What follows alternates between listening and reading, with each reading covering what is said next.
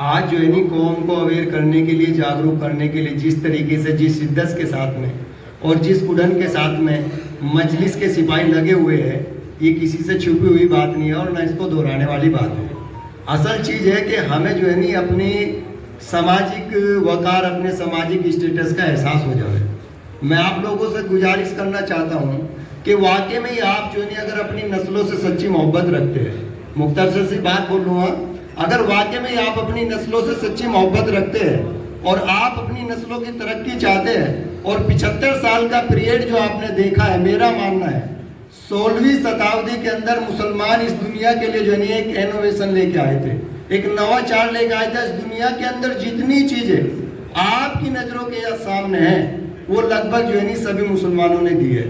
लेकिन आज मुसलमान का सामाजिक स्टेटस इस एतबार से गिरा हुआ है कि मुसलमानों को हकीर नजरों से देखा जाता है और हमारी नजरों के सामने हकीरियत यानी कमजोरी इतनी ज्यादा आ चुकी है कि अगर कोई हमारे लिए आवाज उठाता है और कोई हमसे सच्ची मोहब्बत रखता है और वाकई में ही अपने अल्लाह को राजी करना चाहता है, हमारे जो सदर मोहतरम है असदुद्दीन ओवैसी साहब जैसी शख्सियत जो रात और दिन कौम की कुड़न और शिद्दत और तड़प को लेकर कौम को जागरूक करने का काम कर रहे हैं, हम उन लोगों पे जो है नहीं ऐसे लोगों पर उंगली उठाने का काम कर रहे हैं। अगर वाकई में मैंने सुना है उलमा इकराम से कि मुसलमान जहीन होता है, मुसलमान समझदार होता है, मुसलमान अक्लमंद होता है, मुसलमान को अल्लाह पाक ने इतनी सलाहियत दी है कि वो अपने नफे नुकसान को समझता है। लेकिन मैं पूछना चाहता हूँ, तुम्हारी पीढ़ी जो गुजर चुकी है, आने वाली जो पीढ़ियां है, उसका मुस्तकबिल क्या है, उसके लिए आपने क्या फिक्र की है? कोई कायद तुम्हारे लिए आवाज उठाता है तो तुम उसके लिए जो है ना उंगली उठाते हो। कहाँ चलेगी मुसलमान की जहनियत? कहाँ है आज मुसलमान? क्यों अपनी नस्लों से दुश्मनी निकालने का काम कर रहे हो?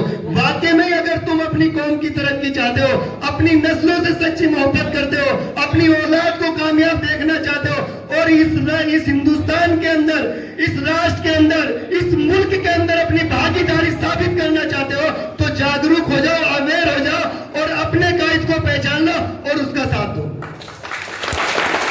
कसम खुदा की अगर तुम इसी कुरान की नींद इसी तरीके से इसी जहनियत के साथ चलते रहे और लोगों के साथ सामने गुलामी करते रहे और इसी तरीके से गुमराह होकर के चलते रहे तो आने वाली नस्लें का 7 पीढ़ियों तक जो है नहीं आपकी नस्लों की तरक्की नहीं हो सकती। आपको ये सोचना होगा, समझना होगा कि कौन हमारा और कौन पराया है।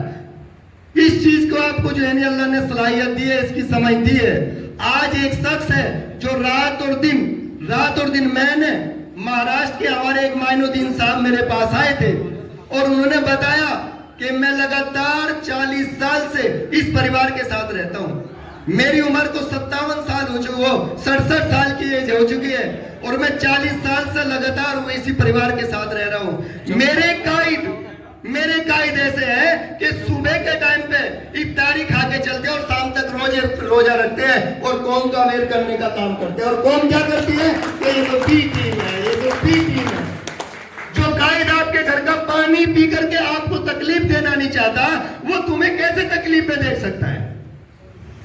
तो ये सोचने वाली बात है। मैं आप लोगों से गुजारिश करता हूं, दरखास्त करता हूं कि हमारे जो मेहमान एहतसाम मंसूरी साहब आए हैं, रात का टाइम है, लगभग 150-200 किलोमीटर का सफर तय करके आए हैं। उन्हें कोई अपना निजी स्वार्थ नहीं है। जितने लोग आप लोग बैठे हैं, मेरा मानना है कि आप लोगों ने हक को पहचान लिया। आप मजलिस के प्रोग्राम में आए तो इंशाल्लाह मजलिस को सपोर्ट करेंगे इंशाल्लाह।